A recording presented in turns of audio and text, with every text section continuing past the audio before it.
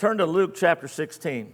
If I could have scripted this, I couldn't have done it any better. I am not that smart, but God is. And so he knew right where I would be this morning.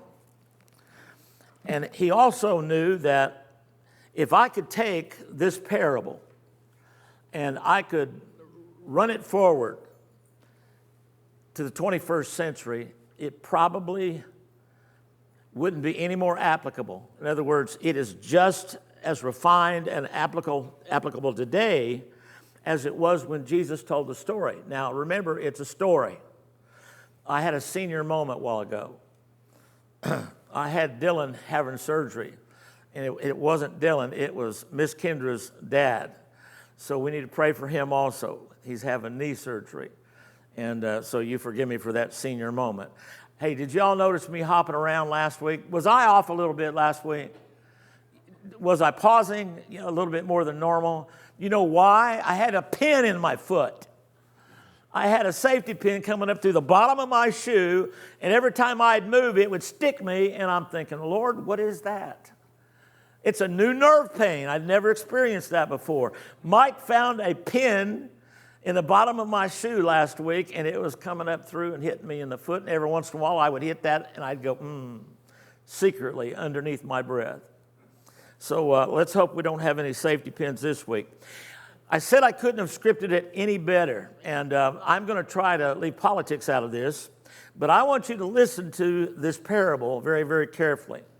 I have cautioned you about these parables. In this particular case, and in some cases, there are bad people that Jesus story tells about in order to bring a great lesson. R.C. Sproul called this particular parable the parable of the unjust steward. We're going to talk about money today. Probably not in a way that you've ever talked about it before or you've ever heard it explained.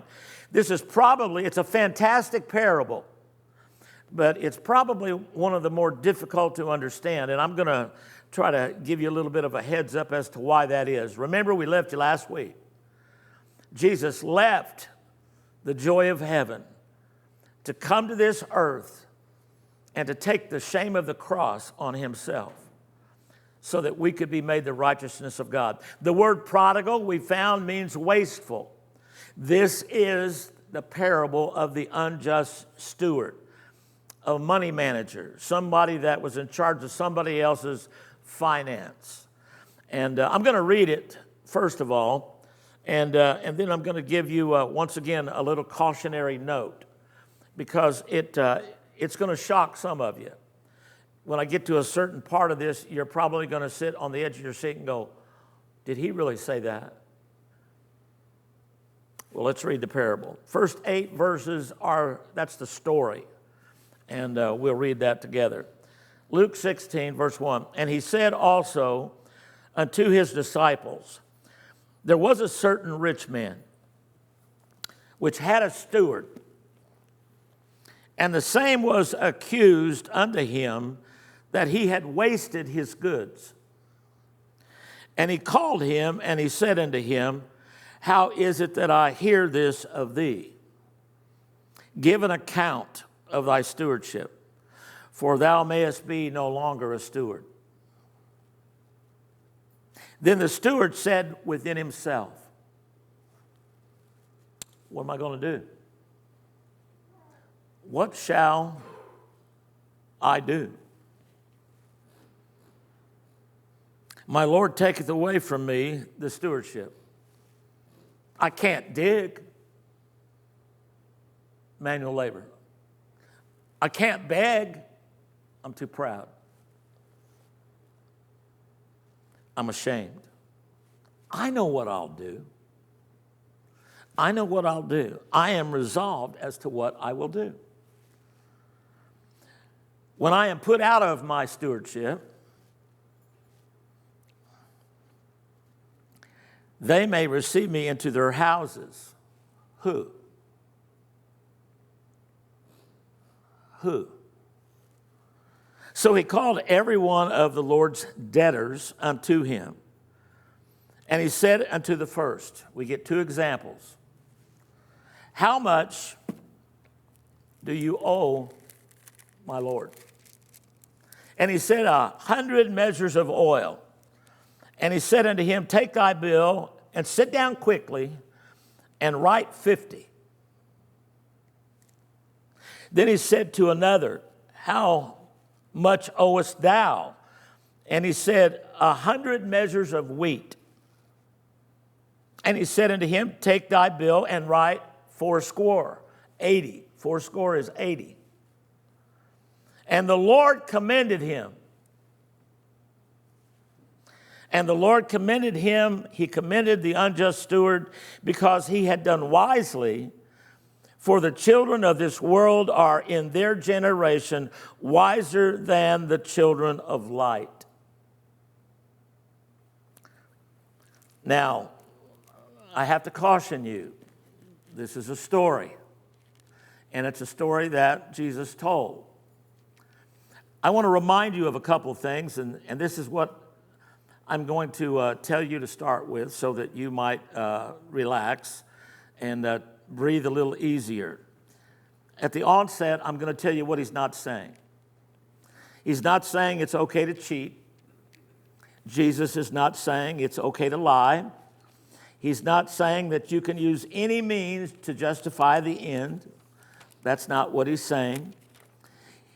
He's not saying that it's right to do wrong. It's never right to do wrong. He's not saying it's wrong to do right. You remember I tell you all the time that God is too wise. He's too good to do wrong and too wise to make a mistake. He still is. He still is. And so at the onset, there are some things that you might consider, and you probably have an idea that Jesus may have said something that you can't believe he would say. But in the context, we're going to explain it. I want to show you something. Most people get this wrong. And ask Laura, if I'm watching a movie and they get it wrong, I have a fit. I do. I have a fit. It doesn't do any good to throw anything at the television. It can't throw anything back at you. But when I hear people misquote the Bible, I have an absolute fit. I hear people all the time, especially when money is concerned, they make this statement: money is the root of all evil.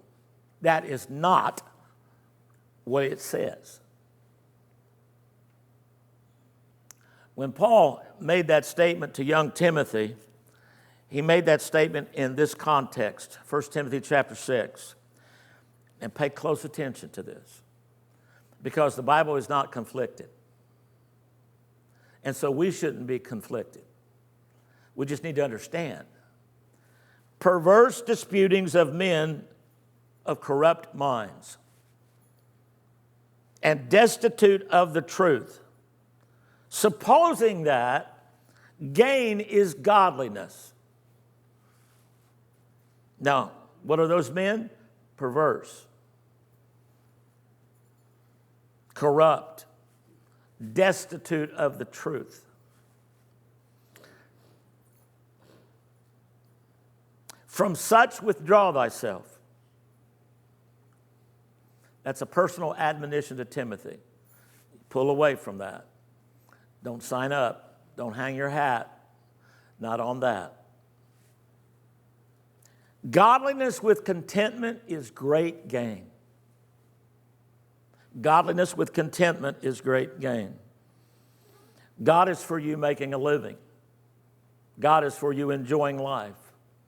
There's nothing that's super spiritual about being poor.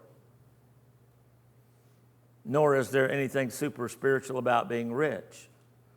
In fact, on more than one occasion, Jesus said it's easier for a camel to go through the eye of a needle than for a rich man to inherit the kingdom of God. Not impossible, just not likely. For we brought nothing into this world. Man, this comes at a great time, doesn't it? Garage sale around the corner. You see where I'm going with this?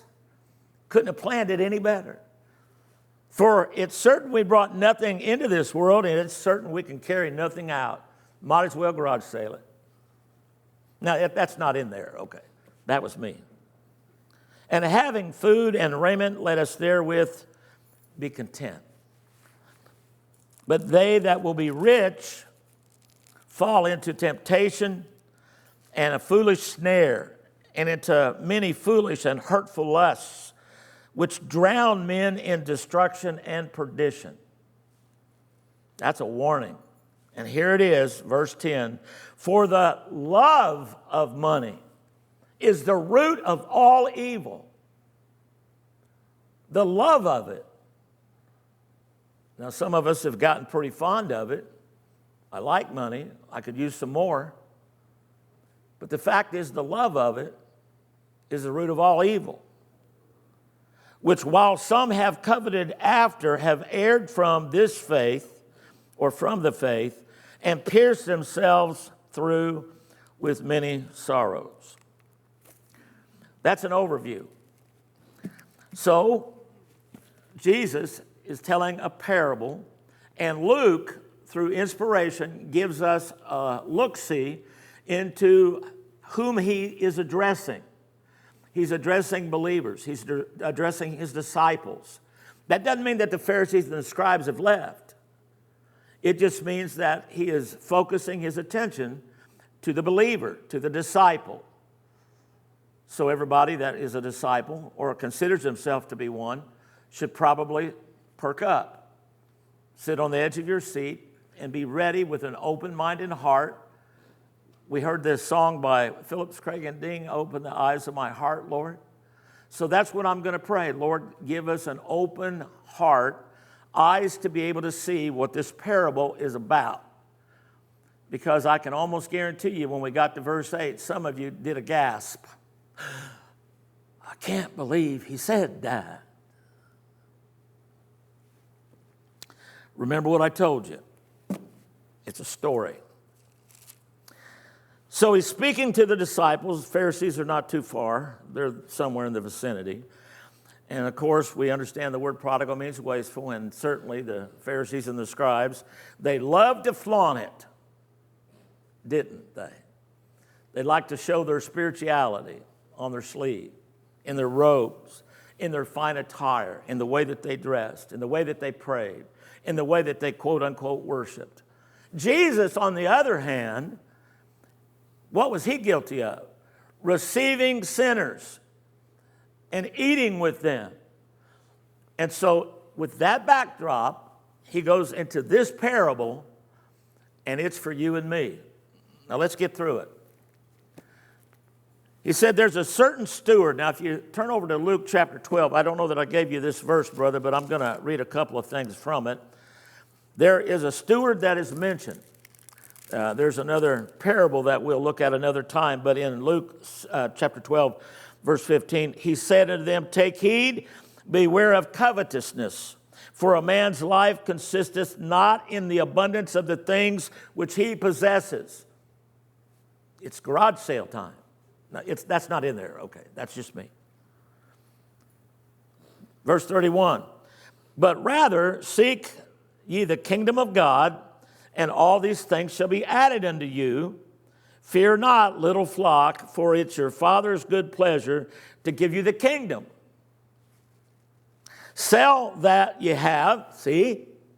"Sell that ye have, and give alms. Provide yourselves bags which wax not old, in the heavens that faileth not, where no thief approacheth, neither moth corrupteth. For where your treasure is, there will your heart be also." So I'm going to come right out of the gate and say that God is not against money, and neither is the Lord. It is a resource, and we need it. And we need to be able to use that resource, but not necessarily to just the personal gain. And I will tell you from experience, when Laura and I moved to Texas, we had this 67 Chevy and a little pull-behind U-Haul. If I were to move now, it would take an 18-wheeler. I'm not a hoarder, but I've got a word that some of you are. It's time for the garage sale. That's not my purpose. Verse number 1 says something about the stewardship, okay? The word accused. This rich man had a manager of his resource, his money. And this man was accused. The word in the Greek is diabolos. We get the word diabolical from that Greek word. So word got back to this rich man that your manager is wasting your goods. He's wasting the resource. So he calls him in. And he says unto him, how is it that I hear this of thee? Give an account, thou mayest no longer be a steward. In other words, the words of our president, you're fired. You are fired. That's all I've got to say about that. You're no longer a steward. But before he lets him go, he says, I need you to give me an account. You got to tell me where it all went. So here's what we find. We find that in this particular story, this steward resolves in himself that I'm going to need to do something in order to either make restitution. There may be the possibility that I might not get fired, but I kind of feel like that when you read that verse, as did I, there were some things that I could not quite make sense of. You're going to fire the guy, but at the same time, you want him to give an account. You want to know where the money went. By the way, there's nothing wrong with accountability. And so I read in verse number 4, I know what I'll do. I know what I'll do. I'm going to go to the debtors and I'm going to discount their debt. So when I'm reading there and I recognize that there needs to be this receiving into a house, whose house? The debtor's house. I know what I'll do. I'll discount their debt. Now, if that's not 21st century politics, I don't know what that is. And so 75,000 bureaucrats go screaming. Where do they go screaming to? Those that helped with the debt. So here we go. How can I make this work? I know. I'm going to discount. Now here's what he does. He says, first of all, he gives two examples.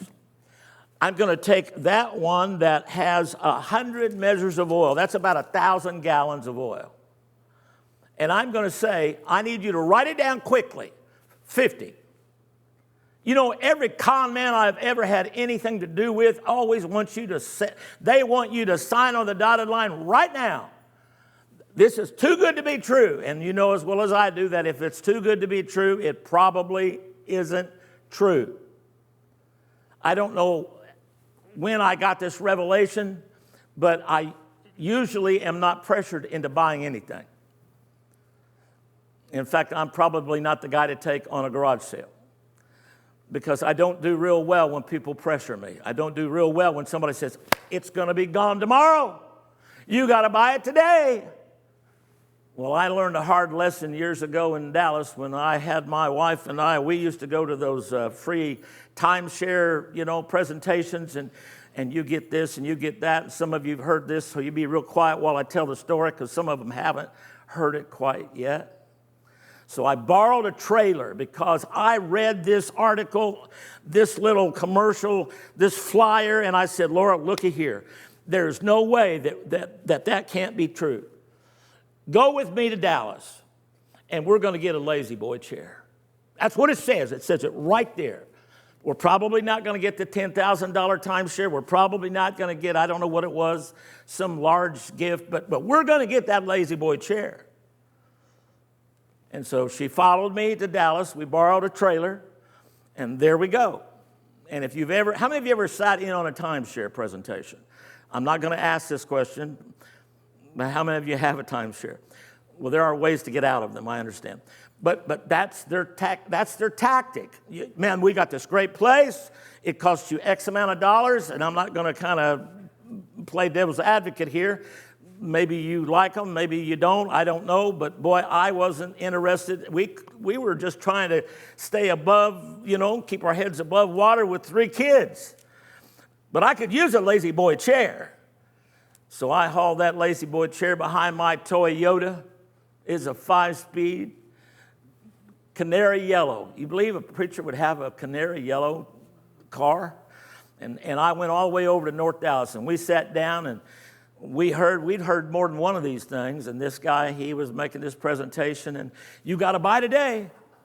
You got to do it right now. I couldn't wait till we got to the point where I said, no, I don't have to buy it. So we got to that place. I said, no, I'm not interested. I just came for the lazy boy. You did? Yes, I came for the lazy boy. So I said, where do I go pick it up? I can pull around back at the loading dock. Where do I go to get my lazy boy? And he's laughing. I don't know why he's laughing. Lord didn't know why he's laughing. So we go up to the counter, and I say, here I am. I put my notice down there. I go, I'm here for the lazy boy chair. Jay, you can appreciate this. Scotty, you deal in furniture. You know what I'm talking about. A lazy boy. I got this trailer. Do I pull around back? And they laugh me to scorn. They're laughing. They're looking at each other, and they're rolling. And they say, no, I don't believe you need to pull around back. And they pull out from under the counter a lazy boy stadium seat.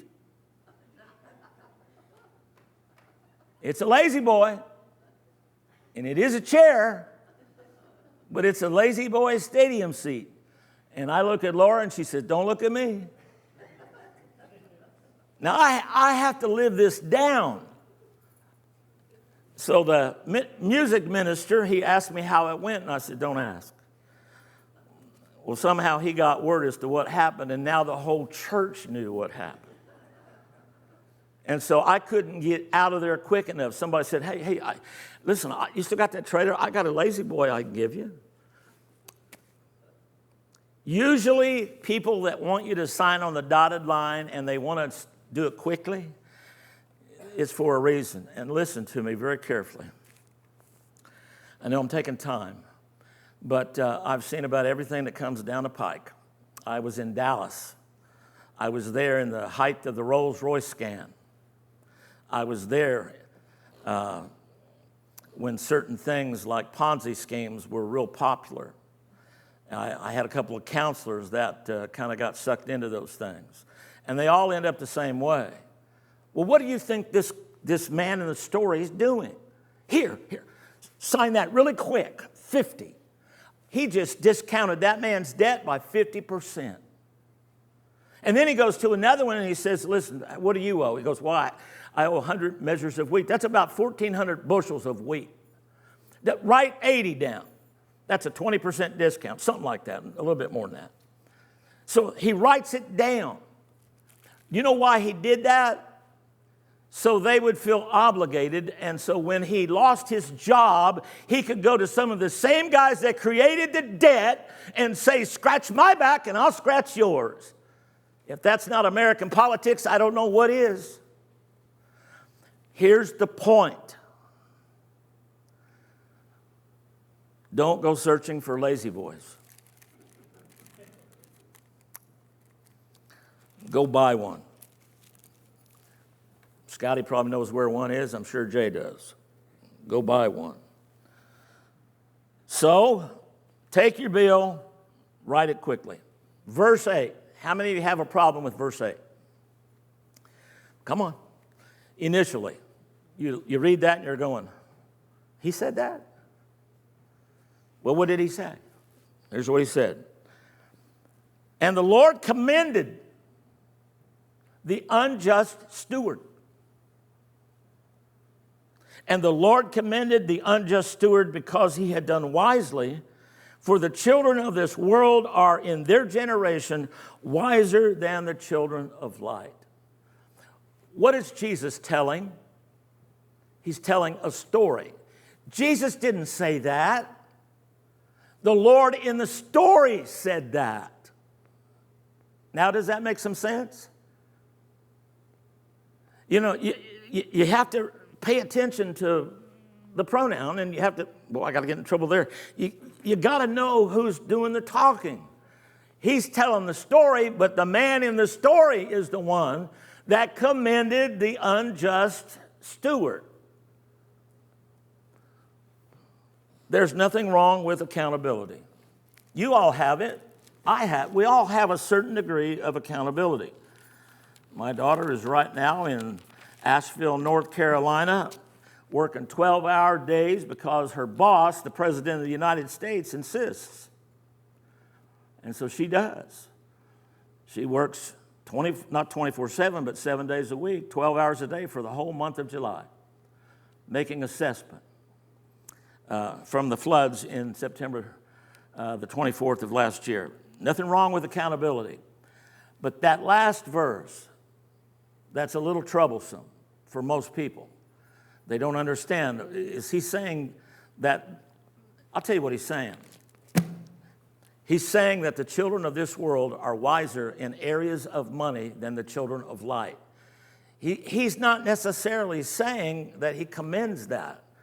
The man in the story did, because here, if you don't write anything down but what I give you right now, write this down. That's how the world works. How many of you work in the world? Or have? Your job is in the world.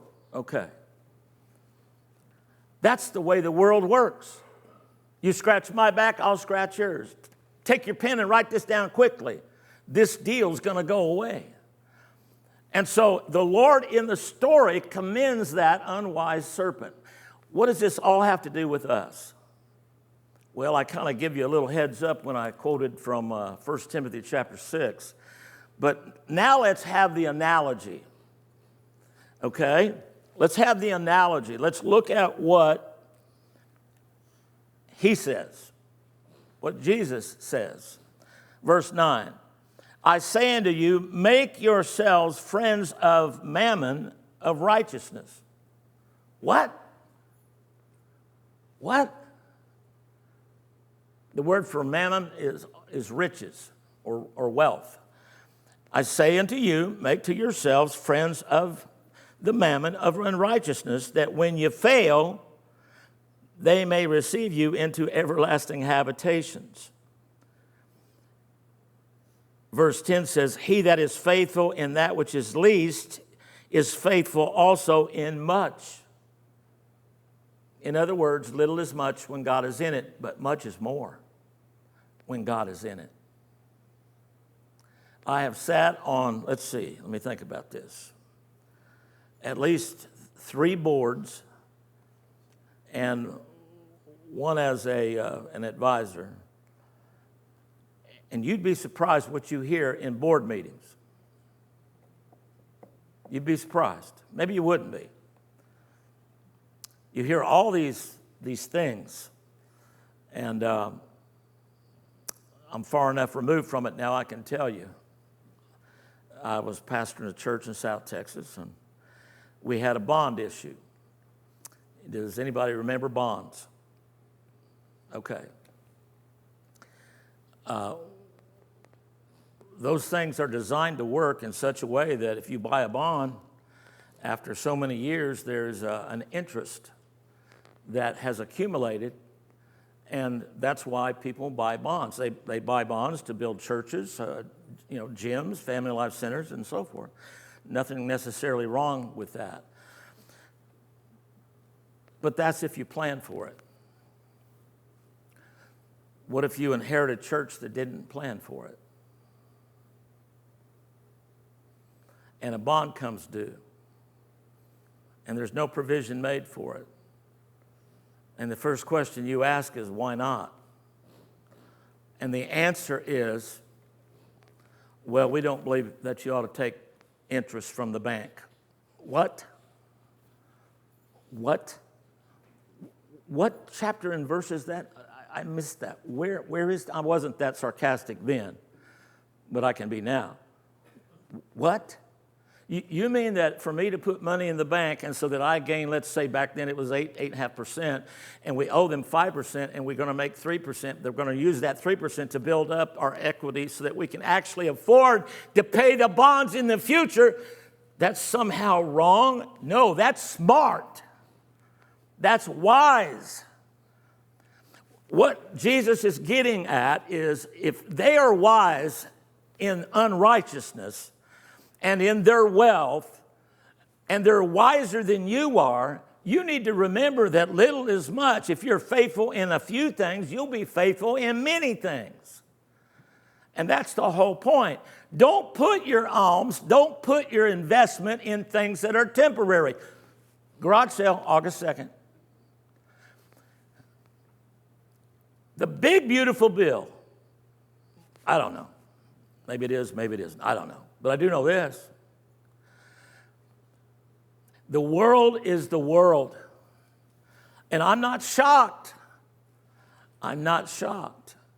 I see and I hear people all the time that they get fuming. I mean, fighting mad. And I want to say, what do you think? It's the world. That's how the world thinks. That's how the world operates. You don't have to operate that way. But don't be misguided or misled. Some of them are pretty smart. I've got a son that I bet you if I called him right now, he don't know where his billfold is. And he's an Edward Jones guru. Yeah. There's nothing wrong with being smart with money. In fact, there's everything right with it. If little is much when God is in it, guess what? Much is more when God is in it. You know, at some point, we got to remodel this church. We better start planning for that. It needs a paint job and a roof. What else? It needs some things. I'm just simply saying that what he is trying to get across is don't invest in the temporal, but don't be stupid either. Pay attention in principle, practice, and application. If it's not illegal, and I realize that there are some things that are borderline illegal, but there are some things that we are involved in that are nothing illegal about them. And so he's saying very careful, he's using the extreme example, bad example, the worst possible example of a steward. He gave them. And there's probably some Pharisees and scribes that are sitting there going, oh boy. But he's doing that for his disciples also. Render unto Caesar that which is Caesar's, and to God that which is God's. Somebody asked me one day, do you believe in tithing? And I said, I wanted to see their reaction. So I said, no. And they looked at me like they thought they had me. I said, I believe in the Old Testament principle of tithing applied with the New Testament attitude of cheerfully giving. And if you're squeezing the buffalo on a nickel, you ain't cheerfully giving anything. That's the New Testament attitude. We were sitting at a campfire one night, her and I, and our preacher. We saw his picture the other day, Dr. David Cavan. We were out at his place, and we'd done some work for him, and so my buddy, my roommate then, and my date, and his date, and this pastor's nephew and his date, we were sitting around a campfire. And you know what he taught us? From that campfire, he told us that there's not anything super spiritual about being stupid.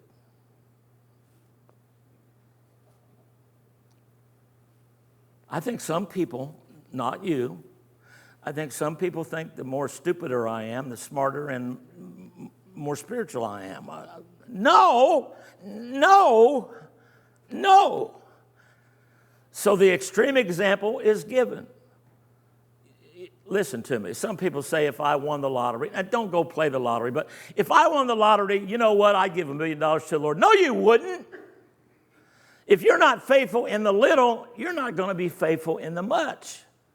That's the point. You'll be trying to cut corners every way you can think of. And he's talking to disciples about money. I'll tell you what I believe he's really talking to them about: integrity. He's talking to them about integrity. He that's faithful in that which is least is faithful also in that which is much, and that is unjust. The least is unjust also in much. You see what I'm saying? You see what he's saying? If therefore ye have not been faithful, this is great stuff. Therefore, if you haven't been faithful, you don't need to lift your hand or anything. The Lord already knows anyway. If you haven't been faithful,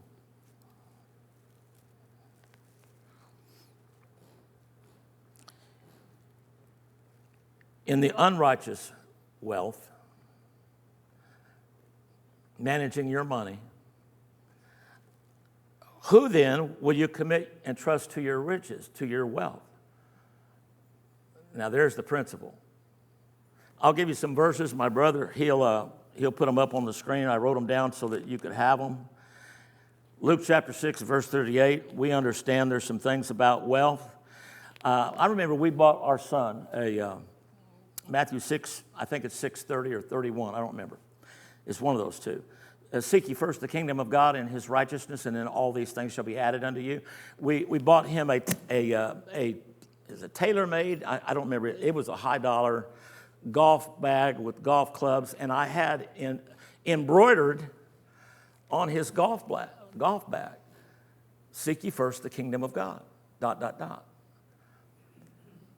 Do you realize that when you give and you make an investment, you're making that investment in eternity, not in temporal things, but in things that are eternal. And sometimes we don't look any farther ahead than our own checkbook. And I can tell you, this is the first Sunday of the month, so I can tell you what we do. We give our tithe, and we, as a family, we give to Jesus Crew Ministries also. The best of both worlds. We, as a church, we give to the cooperative program, and we also give to an individual missionary. When we get larger, we'll give to another one, and we'll keep giving, and we'll keep doing, and we'll keep adding, and we'll keep growing and doing the things we need to do. And all that's required is that we're faithful in that. That's it. I know I got to hurry. We're faithful in that. So the true wealth is not temporal. And if you have not been faithful in that which is another man's, who shall give you that which is your own? How are you going to account for that? The idea here is be faithful in both. He's not commending that unjust steward. The guy in the story was. Now, do you see that? He's commending integrity. Integrity. I'll give you an example. Modern day example. I think, a couple years ago I came in here and I threw pennies everywhere. You remember, anybody remember that? You walked in, there's pennies everywhere. Real shiny, brand new pennies. And I told a story about that penny. I actually went in the Everglades with a man who the story was about. He didn't believe in tithing either. He believed in giving. So he gave the Lord 90%, he kept 10%. Woohoo! True story. I lost my glass. True story. So there's these pennies, and I told the story about the rich man, and they came to a nice restaurant, and he stooped over and picked up the penny. And you all know the moral of that. On the penny, which I understand they're discontinuing, right? You know what the most valuable coin, I was supposed to give this to you when I was going through the lost coin. The most valuable coin, if any of you have a gold eagle, it's worth $12.9 million. Just put it right up here on the offering plate. It's just fine.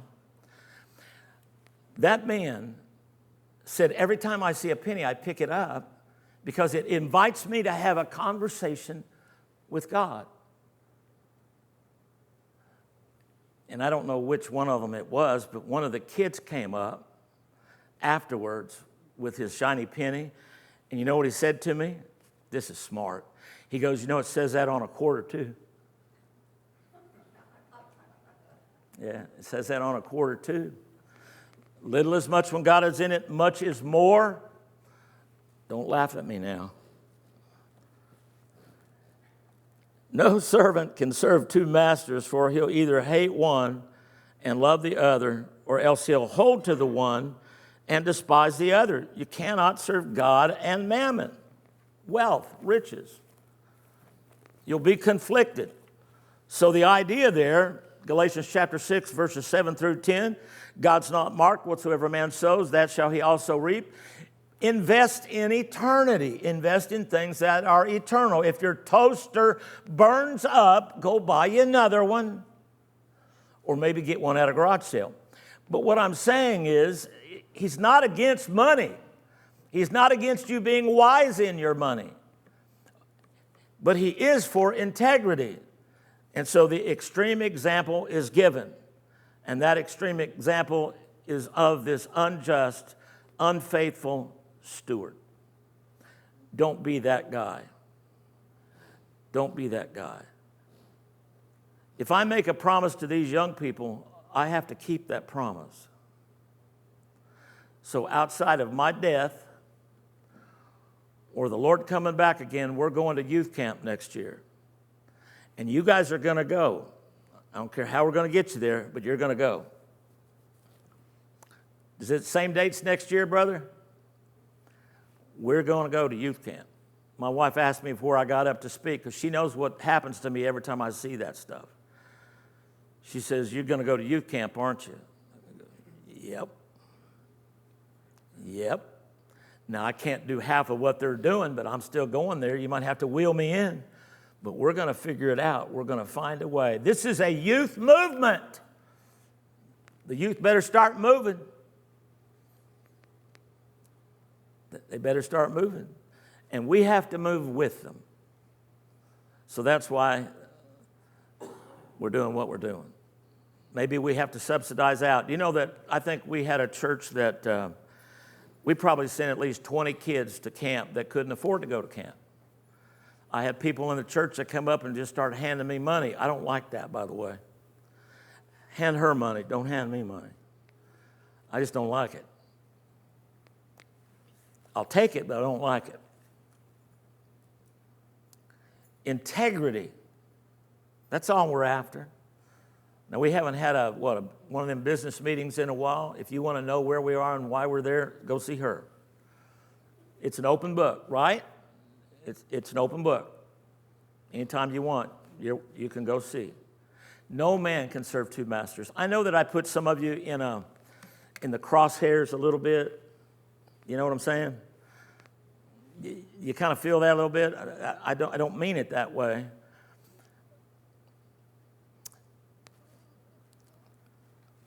Psalms 50, verse 10.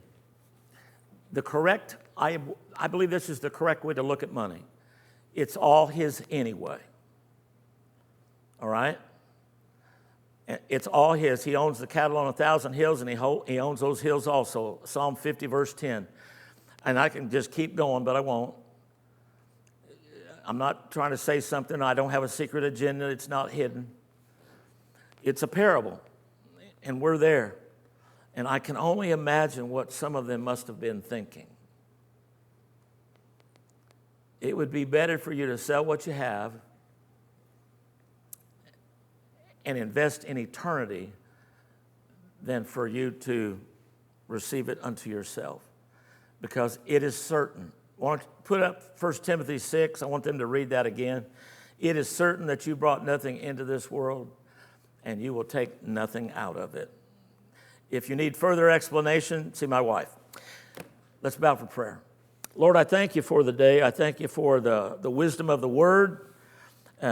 Sometimes, Lord, I believe the word pricks my heart in such a way that I feel incompetent